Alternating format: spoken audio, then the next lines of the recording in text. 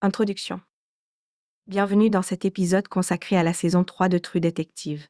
Cette saison nous ramène dans l'atmosphère noire et mystérieuse qui a fait le succès de la série en nous plongeant au cœur des Ozarks, où deux enfants, Will et Julie Purcell, disparaissent. Cette tragédie devient l'obsession de deux détectives, Wayne Hayes et Roland West, qui vont s'enfoncer dans une enquête complexe, s'y étalant sur 3 décennies, et au fil de laquelle ils devront affronter leurs propres démons, et des questions sur la mémoire et la vérité. Nous allons plonger dans les détails de cette enquête, suivre l'évolution de Wayne et de Roland, et explorer les thèmes majeurs de la saison. Partie 1. L'enquête initiale et la disparition des enfants. Les enfants Purcell. En novembre 1983, Will et Julie Purcell, âgés respectivement de 12 et 10 ans, disparaissent après être partis faire du vélo. Ce drame bouleverse leur famille et la communauté locale. Leur père, Tom, est effondré, tandis que leur mère, Lucy, montre une indifférence qui soulève des questions. Découverte du corps de Will. Le corps de Will est retrouvé en pleine forêt, dans une position qui semble presque rituelle. Les indices autour de lui sont troublants. Une poupée artisanale est placée, et des marques de coups révèlent une mort violente. Julie, elle, reste introuvable, et cette double disparition marque le point de départ d'une quête de vérité qui va durer des décennies. Les premières hypothèses. Les détectives Wayne Hull et Roland West prennent en charge les affaires. Très vite, ils commencent à fouiller la vie familiale des Purcell, découvrant des signes de dysfonctionnement. Les objets laissés sur les lieux du crime, des poupées en paille, des dessins de maisons roses, deviennent des éléments clés, mais la affaire se complique rapidement, car chaque piste semble conduire à plus de questions qu'à des réponses. Partie 2. Les personnages principaux et leurs conflits internes. Wayne Hayes. Wayne est un vétéran de la guerre du Vietnam, dont les souvenirs du conflit influencent sa perception de l'enquête. Interprété par Mahershala Ali, il est méthodique et réservé, mais cette enquête va raviver des traumatismes de son passé, et les années qui suivent feront résurgir ces événements. Roland West. Roland est le partenaire de Wayne et le seul véritable ami qui taille. Plus sociable et désireux de gravir les échelons, Roland est souvent le médiateur entre Wayne et leurs supérieurs.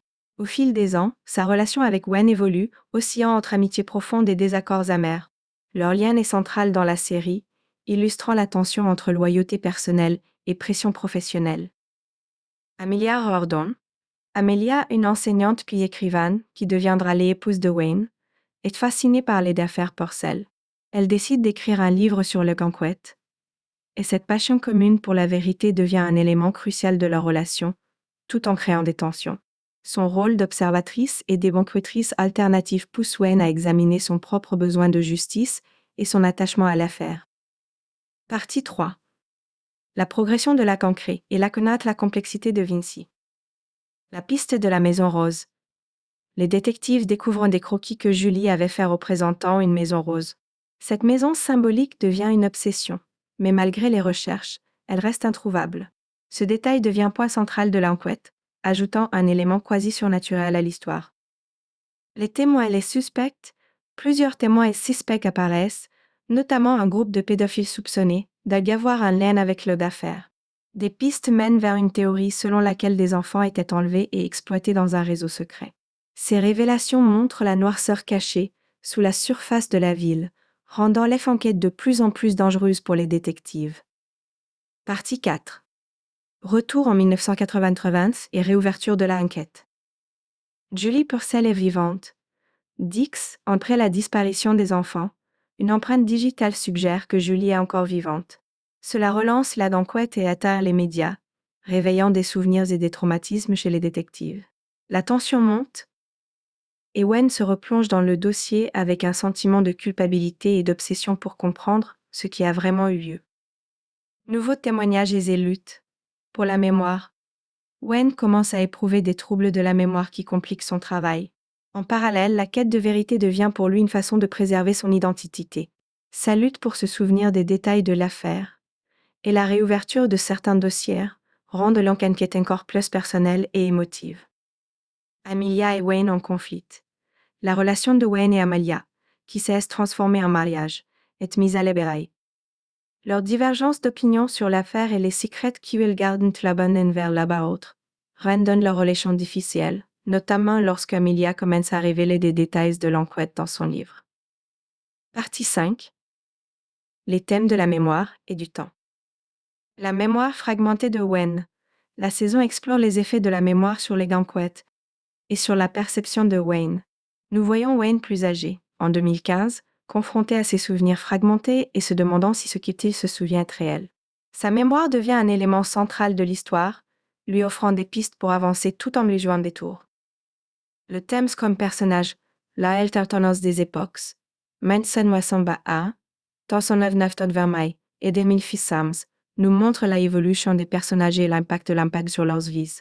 Le temps n'efface pas les souvenirs, mais les transforme, et cette saison montre comment les événements passés peuvent continuer de façonner nos vies, même lorsque la vérité nous échappe. Partie 6. Les dernières découvertes et confrontations.